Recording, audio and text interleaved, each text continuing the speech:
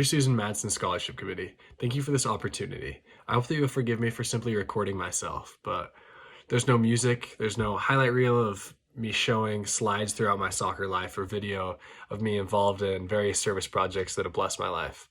I don't mean to speak unkindly of people who choose to present themselves that way. Those are honorable ways to highlight success.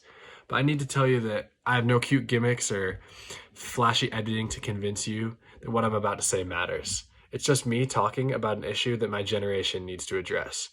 I want to talk today about justice and equality.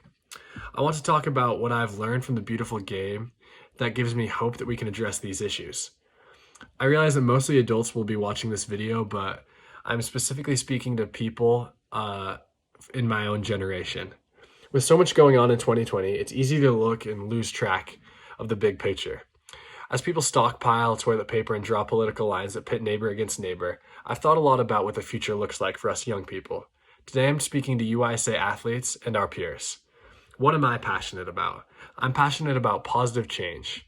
I have an image in my mind. You all know this one. It's the image of all the professional athletes, professional soccer players, and their referees taking a knee before they play. It's happening in the Champions League, the Bundesliga, the EPL, MLS, La Liga, and every other major soccer league around the world. And we know what it means. It means that there's something that's been broken for a long time that needs to be fixed. Well, who's going to fix it? Who will fix racism? Who will fix the other plagues of injustice and inequality, poverty, homelessness, hunger, environmental crisis? Who will solve these problems if not us? If not our generation? Yes, I'm passionate about positive change, and I've learned 3 important things from soccer that I think can help us change the world. First, I've learned that everybody deserves a chance.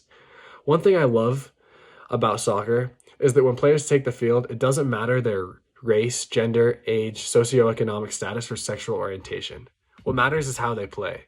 And the beauty of that statement is that it's equal for every person.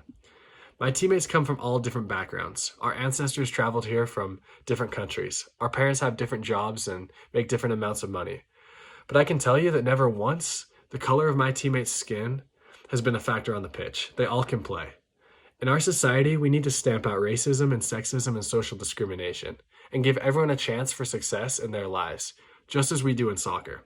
Second, I've learned that it's best to focus on what happens next rather than dwelling on mistakes of the past. Soccer is a 90-minute game full of mistakes. When I play, I know I'm going to make mistakes.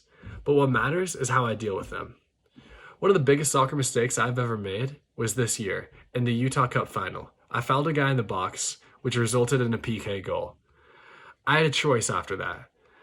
As you know, I was devastated, and I knew that I had to make a decision. Would I dwell on that foul, or would I focus on the next play? I knew my team and my coach still trusted me. I trusted myself and I kept playing. Together we came back to win the championship game.